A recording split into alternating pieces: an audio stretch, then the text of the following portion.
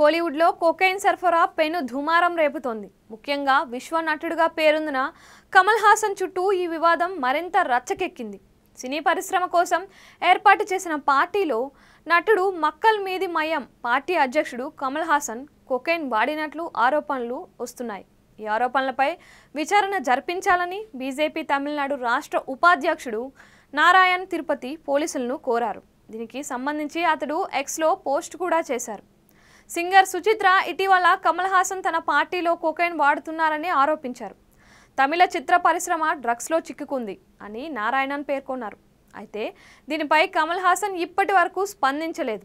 మరోవైపు తమిళనాడు ప్రభుత్వానికి కూడా పలువురు కమల్పై ఫిర్యాదులు చేశారు. అయితే కమల్పై ఆరోపణలు ఇప్పుడు కొత్త కాదు. 2015లో కూడా ఆయన డ్రగ్స్ తీసుకుంటున్నారని పెద్ద ఎత్తున విమర్శలు ఫిర్యాదులు కూడా వచ్చాయి. కానీ ప్రభుత్వాలు మాత్రం సీరియస్గా తీసుకోకపోవడం గమనార్హం. అయితే ఇక్కడ నారాయణన్ తిరుపతి పోలీసులకు ఫిర్యాదు చేయడం వెనుక రీజన్ ఏంటి అనేది ఆసక్తిగా మారింది. కమల్ హాసన్ తిరుపతిలోని అటవీ ప్రాంతంలో కొన్నాళ్ల కిందట జరిగిన షూటింగ్లో పాల్గొన్నారు. ఈ సందర్భంగా ఆయన కొకైన్ సరఫరా చేశారనే వార్తలు అప్పట్లోనే కోలీవుడ్ను కుదిపేశాయి. అయితే ఆ తర్వాత అంతా చల్లారిపోయింది. కానీ ఇప్పుడు అనూహ్యంగా నారాయణన్ ఫిర్యాదు చేయడం, సింగర్ సుచిత్ర కూడా వ్యాఖ్యలు చేయడంతో ఈ విషయం మరోసారి హాట్ టాపిక్గా మారింది.